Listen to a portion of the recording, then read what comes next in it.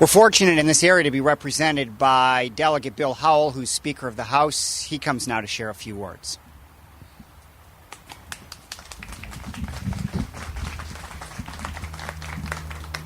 Thank you very much, Ted. It's a real honor for my wife, Ceci, and for me to be here with you today.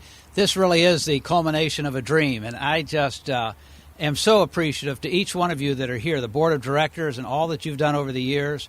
Certainly the contributors that are here, and as you walk through the house, you'll see there's plenty more room for more contributions.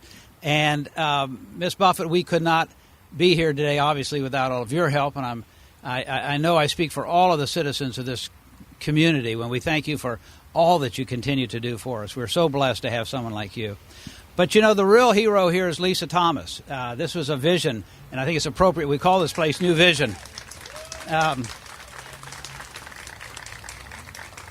And it's so rewarding, it's so exciting to see that someone can have a vision and work at it, pray about it, work with friends, work with churches, work with interested people, and look what we have today, a transitional home that's going to literally change lives of dozens and dozens and dozens of women over the next several years. And it's because of the efforts of each one of you. It's because of the efforts particularly of Mrs. Buffett and Lisa Thomas and her vision. And we just thank you so much, Lisa, as members of the community for all that you have done and continue to do. So I want to welcome everyone here today and just say how much I appreciate what all you all are doing. You're making this a much better place in which to live, and I thank you.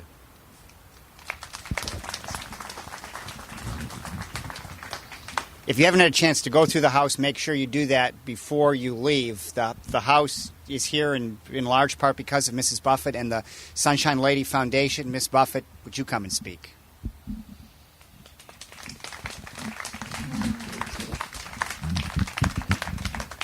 Well, I'm just as excited as all of you are to see this come into reality. My heart's with the whole thing. I want you to know the foundation has opened a home up in Maine for men coming out of prison. But I have to tell you, it lacks the ladies' touch. But we know that lives will be changed, and that's, of course, what our foundation does. I always say we don't do the SOBs and keep Blanche, but that means symphony, opera, and ballet. We're interested in helping people change their lives, of empowering them. And I know that's going to happen in this house day in, day out, and we're going to see some wonderful results. So thank you for all your help. And Lisa, you're terrific.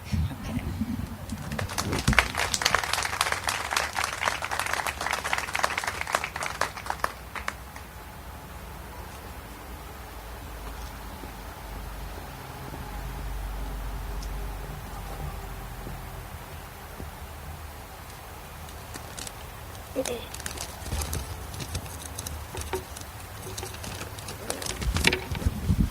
Good afternoon, Suzanne McSpadden, and I'm the lead case manager for New Vision. And it is my privilege to introduce Lisa Thomas, founder and director of New Vision. When I think of Lisa Thomas, the word courage comes to mind. Webster's defines courage as firmness of mind and will in the face of extreme difficulty, a firm determination to achieve one's goals, and an unwillingness to admit defeat. A courageous spirit suggests a quality of temperament, enabling one to hold one's own or keep up one's morale when opposed. A spirit unbroken by failure.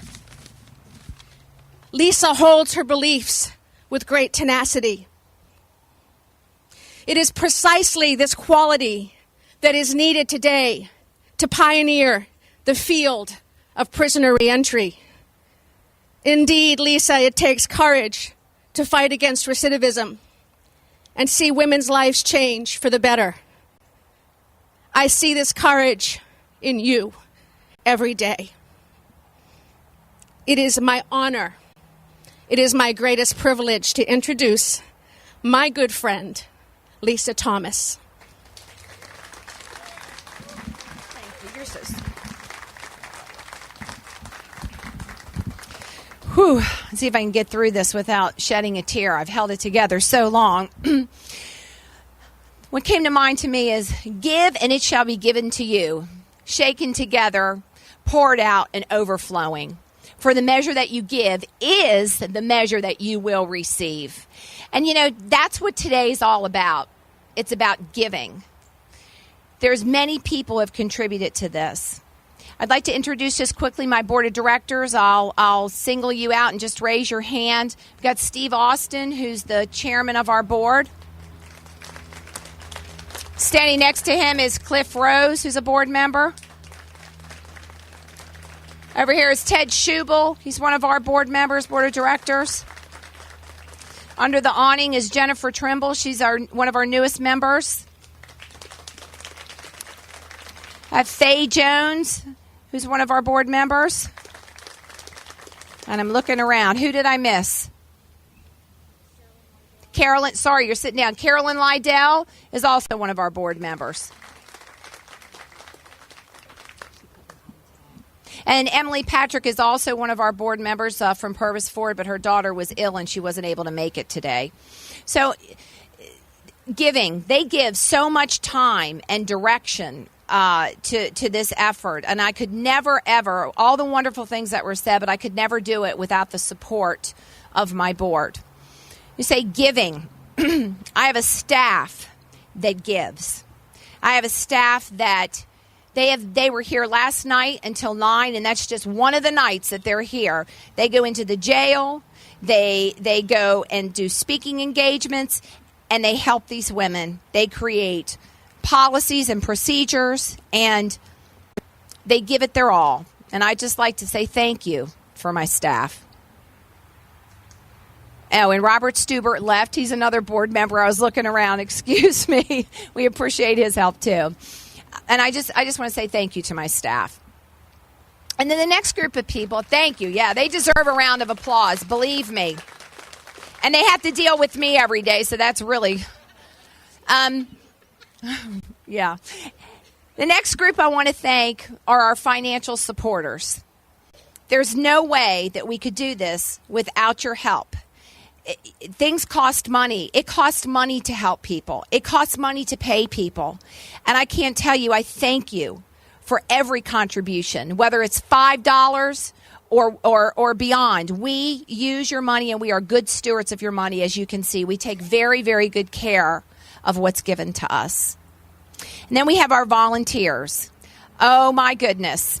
If you could have seen this place before we moved in here, and Mrs. Buffett is a testament, she can testify to this.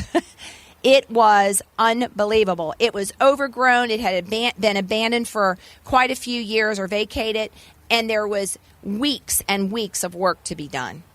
We've got people who have given so much time. Christine and Todd Costello, they remodeled the whole kitchen. Christine's been with us from the very beginning. And I'm not singling anybody out. Just people like that. I have to say also thank you to my husband, who's over there. My husband, since day one, has been, cook, chief, and bottle washer. Anything that we can't get somebody to do, and I mean that, my husband does. And I so appreciate his support and his work. And my kids, they give up a lot for mommy to work 70 hours a week sometimes. And they're part of this. And I'm just really grateful to that. So when we say give, I certainly couldn't go any further. When you say give, the first thing that comes to my mind is Doris Buffett.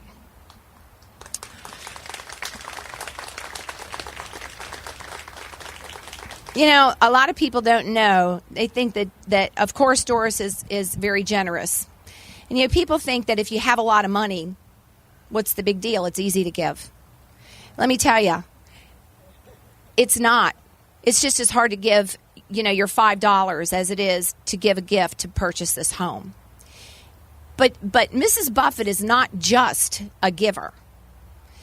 Mrs. Buffett is a tough cookie, let me just tell you. In case any of you have any question, she does not play any games. She tells you how it is. She tells you the way it has to be. And what she has done, she's provided for us consulting that we could have never ever afforded. Never. And she made us stand on our own 2 feet. She made us be a board that works, that contributes. And I just have to say that, water rises to its own level. And she made us stand up and rise to the occasion. Cream. There we go. Cream rises to. I like that much better.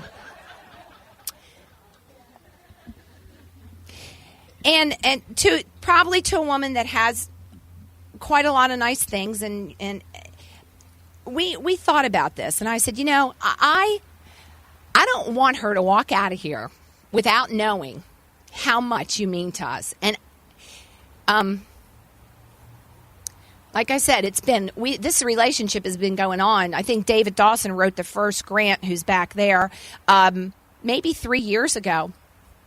And my persistence and her accountability, making me accountable, has been awesome. But we just got a little token of our appreciation. It's a little locket.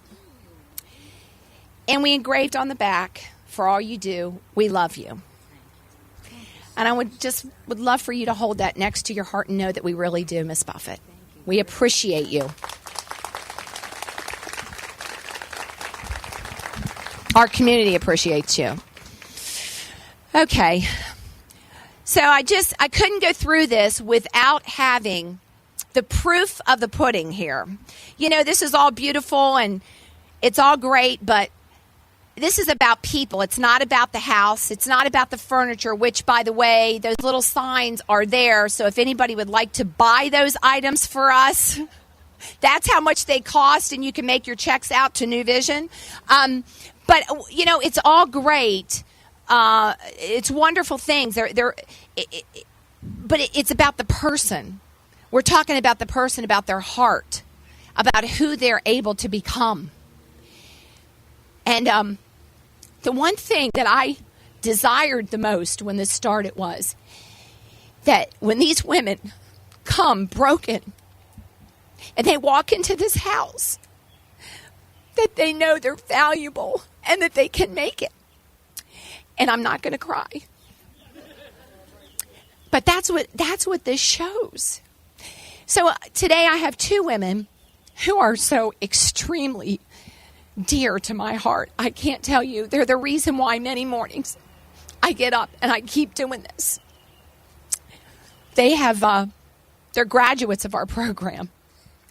And they're successful, wonderful, beautiful women. So first I'd like to call Janina Coltman up to the podium.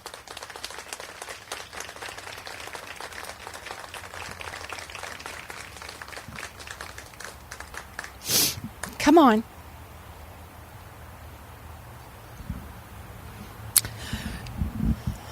Turn around here. It's okay. It's okay. Take a deep breath. Well, I just want to first say that this girl, this is a very special woman right here.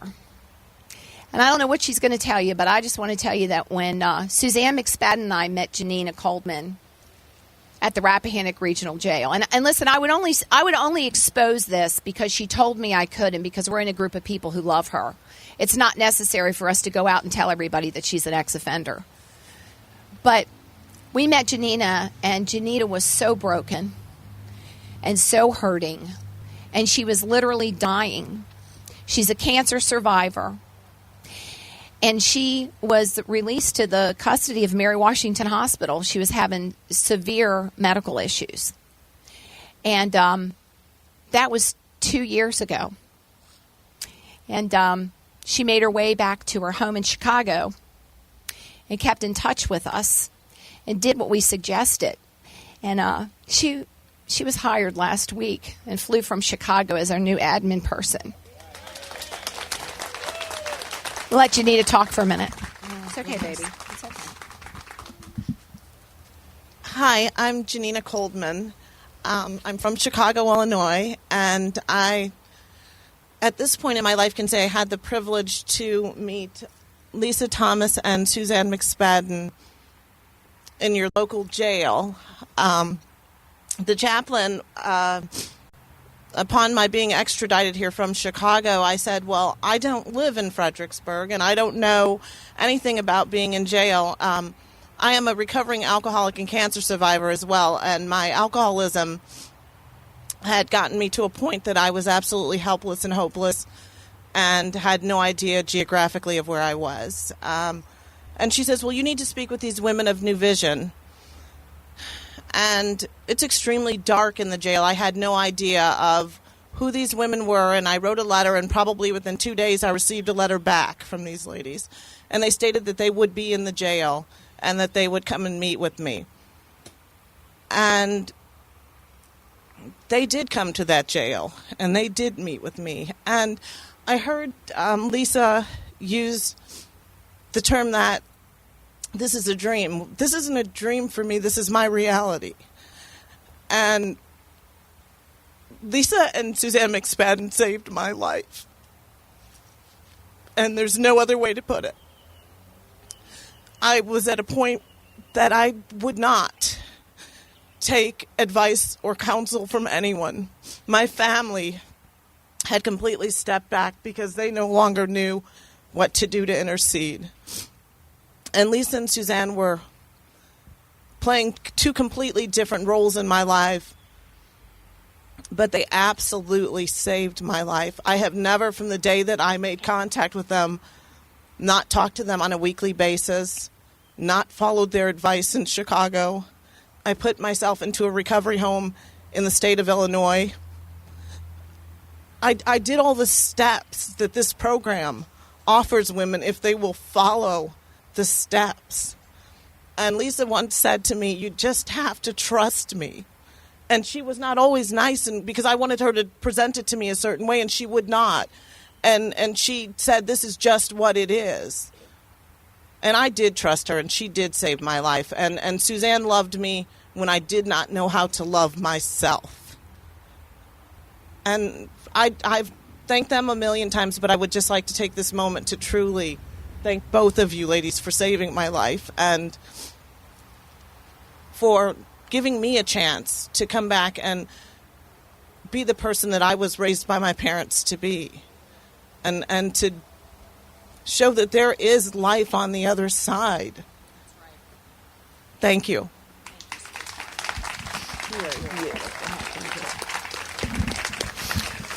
Okay, our next graduate is Miss Antoinette Baker. Miss Antoinette's a trip. That's all I can say. Like, I met Antoinette at the jail, and she came out there, and her hair was standing up like this, and she said, look, I need some help. And I loved her immediately because it was like, I'm here. I will do whatever it is. And I'm telling you, that's what it takes. It takes a willingness to surrender, to be humble, to take somebody else's direction. This is a woman who other women that go to the shelter, they call me and they say, I can't get down there. The bus doesn't run that way. I said, well, all I can say is Antoinette Baker, because Antoinette could get down here any single time I asked her to come down here. She was there. Antoinette has never, ever, ever said no to any request that we've had of her, and I mean that sincerely. And today, she is a successful woman who owns her own house, who has regained her children, who is an intricate part of New Vision. So she's going to just share a little bit for you.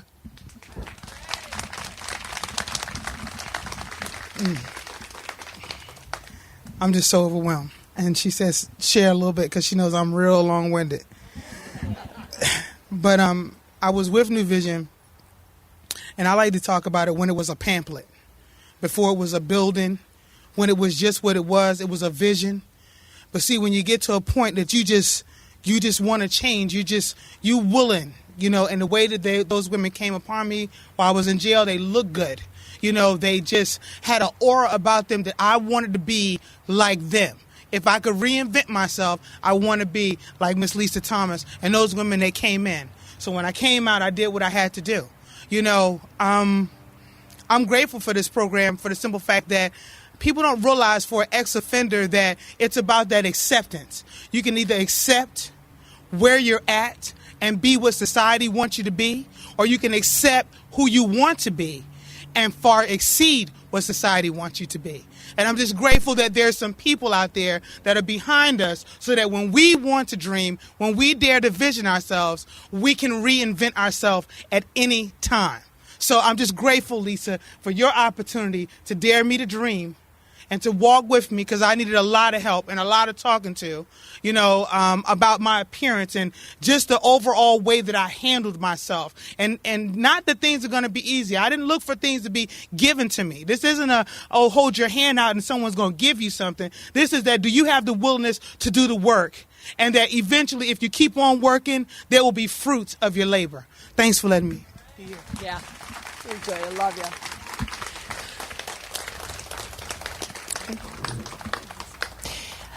Well, we just invite you to, if you haven't already, just share in some of the wonderful refreshments that we have and tour the home and just talk to each other and mingle, and know that, we don't want you to be a stranger. There are so many things that people need. There are so many relationships that they need. We want our girls to build a new relational web so that they have people like this to go to be associated with. Every article that's ever written, they all, in the Freelance Star, any place I've ever been, they always say they have to start it out with Lisa Thomas, a former ex-offender. And I'm like, it's okay. It's okay today, because you see, the thing is, I'm not that anymore. And the one thing that we can do is, like Antoinette and Janina said, is that we are examples of what can be done, that you can overcome, and you really can be a whole person. But I'm telling you all, we don't do this by ourselves. Everybody here, there's so many people that have played a part. But please don't walk away from here today and think, well, if they got their house, they're in there. Oh, my goodness, the work has just begun. You have no idea. So I cover your prayers, and I just ask that you would really search your heart to see how you could help us. And we need help in a variety of different ways. So I just want to thank you all for coming. I cannot put into words the joy that's in my heart today. But it really is about giving, all of us giving to each other and giving back to the community. God bless you guys. Enjoy and have a nice afternoon.